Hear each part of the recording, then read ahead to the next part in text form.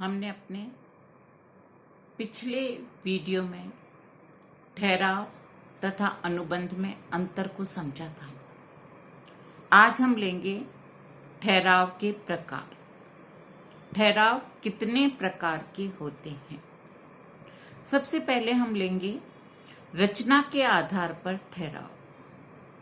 रचना अर्थात बनावट के आधार पर, मोड ऑफ फॉर्मेशन। सबसे पहला है स्पष्ट ठहराव। एक व्यक्ति जब स्पष्ट रूप से बोलकर लिखकर अपनी बात कहता है अर्थात प्रस्ताव रखता है, तो दूसरा व्यक्ति बोलकर लिखकर अपनी स्वीकृति देता है, जिसमें स्पष्ट रूप से प्रस्ताव और स्वीकृति का आदान प्रदान होता है। उस ठहराव को हम स्पष्ट ठहराव अथवा एक्सप्रेस एग्रीमेंट कहते हैं। दूसरा है गर्भित ठहराव, इम्प्लाइड एग्रीमेंट, जिसमें बोलकर लिखकर अपनी बात को नहीं रखा जाता, बल्कि पक्षकारों की क्रिया के कारण, उनके द्वारा किए जाने वाले कार्य के कारण जब उनके मध्य संबंध होता है तो उसे हम गर्भित ठहराव कहते हैं। जैसे आपको जयपुर जाना है और ट्रेन के माध्यम से जयपुर जाना है। आपने अपने निर्धारित दिनांक के आधार पर, निर्धारित ट्रेन के आधार पर टिकट लिया, स्टेशन पर गए, अपनी निर्धारित सीट पर बैठे, ट्रेन निर्धारित समय पर चली, आपको निर्धारित स्थान पर छोड़ा। आप में और ट्रेन में जो संबंध हुआ वो न तो लिखित था न मौखिक था, लेकिन आपकी जो क्रियाओं के कारण आपने टिकट खरीदा, ट्रेन में बैठे, ट्रेन ने आपको जयपुर तक पहुंचाया, इसे हम गर्भित ठहराव कहते हैं। दोनों पक्षकारों के आचरण के कारण उनके मध्य जो संबंध होता है उसे हम गर्भित ठहराव कहते हैं। यहाँ पर यदि ट्रेन किसी कारणवश कैंसिल हो जाती तो रेलवे आपके द्वारा खरीदे गए टिकट का भुगतान वापस कर देता आपको। यही यह बताता है कि ठहराव स्पष्ट भी हो सकता है और ठहराव गर्भित भी हो सकता है। ये था रचना के आधार पर ठहराव। दूसरा है ठहराव वैधता के आधार पर। जैसे कि हमने अभी तक पढ़ा है, ठहराव होता है, व्यर्थ होता है, वैध होता है, व्यर्थनीय होता है। ये अलग अलग तरीके के ठहराव हैं। सबसे पहले हम लेंगे ठहराव। ठहराव प्रत्येक प्रस्ताव या प्रत्येक वचन या वचनों का प्रत्येक समूह जो एक दूसरे का प्रतिफल हो, उसे हम ठहराव कहते हैं। ये ठहराव की सामान्य बात है। ये ठहराव किसी भी रूप में हो सकता है। यदि इसमें वैधानिकता है तो ये अनुबंध में परिवर्तित हो जाएगा। तो वैधता के आधार पर सबसे पहले हमने लिया ठहराव। दूसरा है अनुबंध। जो ठहराव वैधानिक हैं, जिनमें राजनियम के द्वारा प्रवर्तनीयता कराई जा सकती है, लागू कराया जा सकता है, लीगल एनफोर्सिबिलिटी है, वे ठहराव अनुबंध के रूप में होंगे। तीसरा है व्यर्थनीय ठहराव, वॉइडेबल एग्रीमेंट। व्यर्थनीय ठहराव का मतलब है जो एक पक्षकार की इच्छा पर तो प्रवर्तनीय हो, लेकिन दूसरे पक्षकार की इच्छा पर प्रवर्तनीय न हो, ऐसे ठहराव को व्यर्थनीय ठहराव कहलाते हैं। इसमें ठहराव तो हो जाता है। मैंने आपको अनुबंध की विशेषताओं में बताया था कि अनुबंध के अंतर्गत स्वतंत्र सहमति होनी चाहिए। हमारे पहले जो वीडियो था उसमें मैंने अनुबंध की जब विशेषताएं बताई थी तो उसमें मैंने आपको कहा था कि अनुबंध की एक विशेषता है कि सहमति स्वतंत्र होनी चाहिए, फ्री कंसेंट होनी चाहिए। वह किसी दबाव, किसी प्रभाव से प्रेरित नहीं होनी चाहिए। बहुत सिंपल एग्जाम्पल लीजिए। आप बीमार हैं, सामान्य बुखार है, आप डॉक्टर के पास जाते हैं। सामान्य बुखार के लिए डॉक्टर आपका टेम्परेचर लेकर ब्लड टेस्ट के लिए आपको कह सकता है कि आप अपना रक्त की जांच करवाइए, लेकिन डॉक्टर आपको सोनोग्राफी के लिए कहता है, आपको ईसीजी के लिए कहता है। एक डॉक्टर जब आपको एडवाइस देता है तो आप उसकी बात मानेंगे।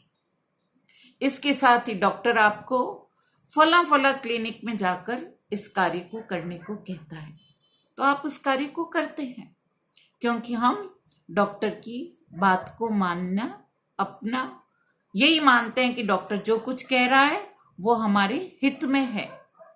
लेकिन यदि वास्तविकता देखी जाए तो सामान्य बुखार के लिए न तो ईसीजी की आवश्यकता है, न सोनोग्राफी की आवश्यकता है।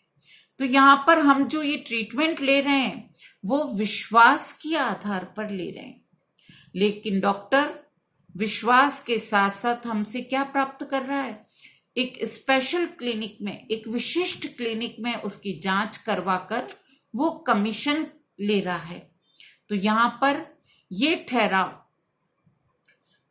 जब हो जाता है और बाद में हमें पता पड़ता है कि अरे हमें तो इसकी आवश्यकता ही नहीं थी, उस डॉक्टर ने ऐसा किया, तो हम उस ठहराव को तोड़ना चाहेंगे। लेकिन डॉक्टर क्या चाहेगा कि जो हुआ है वह सही हुआ है, इसकी आवश्यकता थी, तो ये एक पक्षकार की इच्छा पर प्रवर्तनीय और दूसरे पक्षकार की इच्छा पर प्रवर्तनीय नहीं है, उसे हम व्यर्थनीय ठहराव कहते हैं। ये मैंने एग्जाम्पल आपको डॉक्टर का दिया है।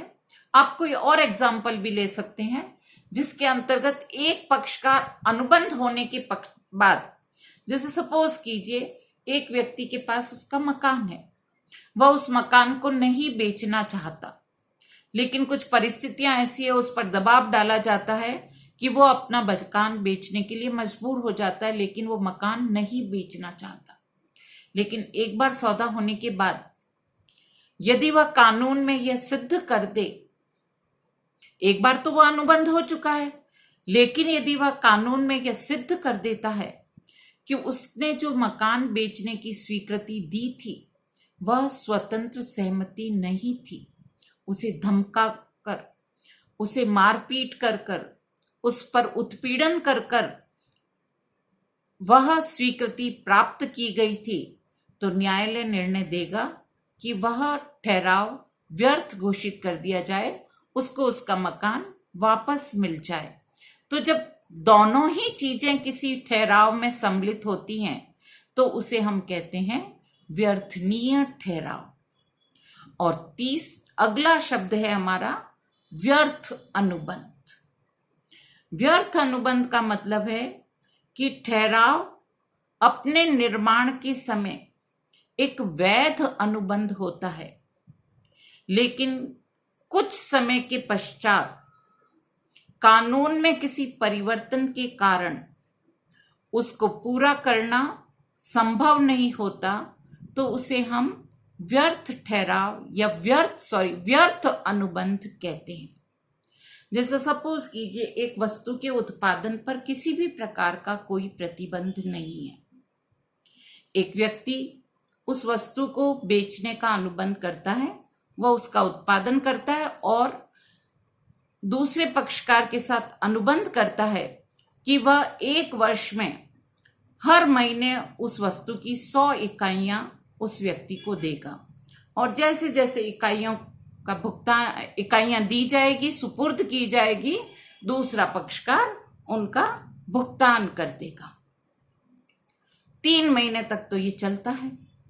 उसके बाद सरकार कानून में परिवर्तन कर संशोधन कर देती है कि एक्स वस्तु के उत्पादन पर प्रतिबंध है। यदि सरकार से जो व्यक्ति इस वस्तु के उत्पादन का लाइसेंस प्राप्त करता है वही उस वस्तु का उत्पादन कर सकता है, अन्यथा उस वस्तु का उत्पादन नहीं किया जा सकता। वह व्यक्ति उसका लाइसेंस प्राप्त नहीं कर पाता है। तो 3 महीने तक तो उसने उत्पादन किया और वस्तु सुपुर्द की, मूल्य भी प्राप्त किया, यह अनुबंध था। लेकिन 3 महीने के बाद अब प्रतिबंध के कारण वह उस वस्तु का उत्पादन नहीं कर पा रहा है, उस वस्तु की सुपुर्दगी देने में असक्षम है, अतः वह 3 महीने की बाद की अवधि से वह व्यर्थ अनुबंध हो जाएगा।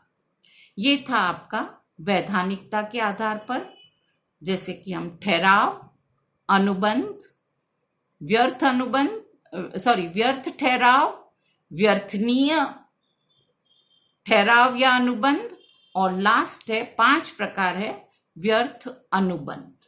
ये था आपका वैधानिकता के आधार पर। तो पहला हमने पढ़ा रचना के आधार पर, दूसरा हमने पढ़ा वैधानिकता या निर्माण के आधार पर भी आप इसे कह सकते हैं।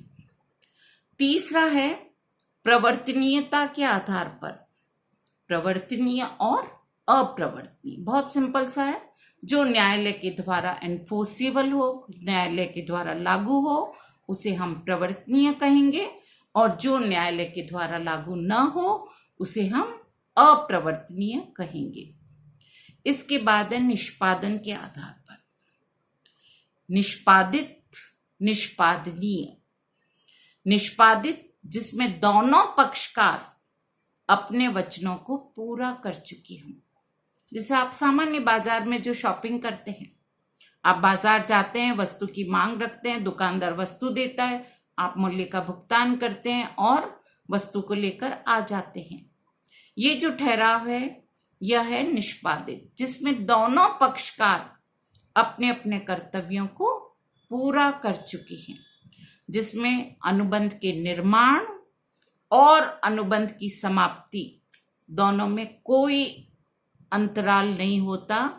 जैसे ही अनुबंध का निर्माण हुआ उसके साथ ही अनुबंध की समाप्ति हो जाती है। लेकिन दूसरा है निष्पादनीय, जिसमें अनुबंध के निर्माण और अनुबंध की समाप्ति दोनों के मध्य एक समय अंतराल होता है, उसे हम निष्पादनीय कहते हैं। यह निष्पादनीय ठहराव एक पक्षीय भी हो सकता है और द्विपक्षीय भी हो सकता है। इसका मतलब है कि जब एक पक्षकार ने तो अपना वचन पूरा कर दिया, लेकिन एक पक्षकार के द्वारा अपना वचन पूरा करना भी शेष है, उसे हम एक पक्षीय कहेंगे, और जिसमें दोनों पक्षकारों के द्वारा अपना वचन करना पूर्ण शेष है उसे हम द्विपक्षीय कहेंगे।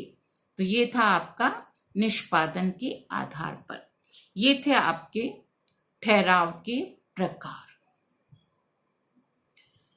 आज तक हमने अनुबंध, ठहराव, ठहराव का अर्थ, ठहराव की प्रकार के बारे में पढ़ा है। इसके साथ ही हम कुछ चीजों में डिफरेंस देखेंगे, अंतर देखेंगे।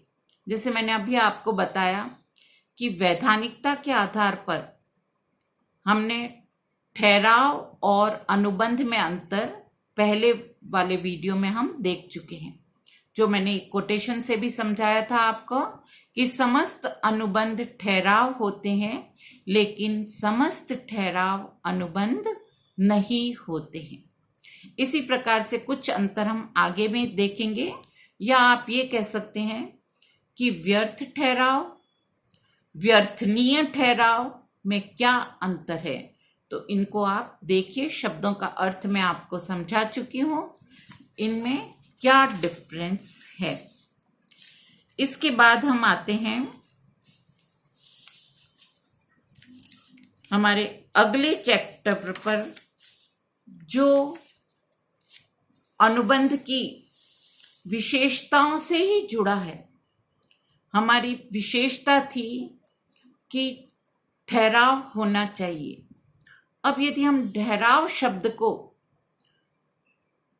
समझने की कोशिश करते हैं, या ठहराव की जो मैंने आपको इक्वेशन बताई थी उसको देखते हैं, तो उसमें दो शब्दों का प्रयोग हुआ था, प्रस्ताव और स्वीकृति। ठहराव प्रस्ताव तथा स्वीकृति से मिलकर बनता है। तो अब हम अगले चैप्टर में लेंगे प्रस्ताव तथा स्वीकृति। आप थोड़ा सा पढ़कर आइएगा। अगले वीडियो में हम पुनः मिलते हैं प्रस्ताव और स्वीकृति के साथ।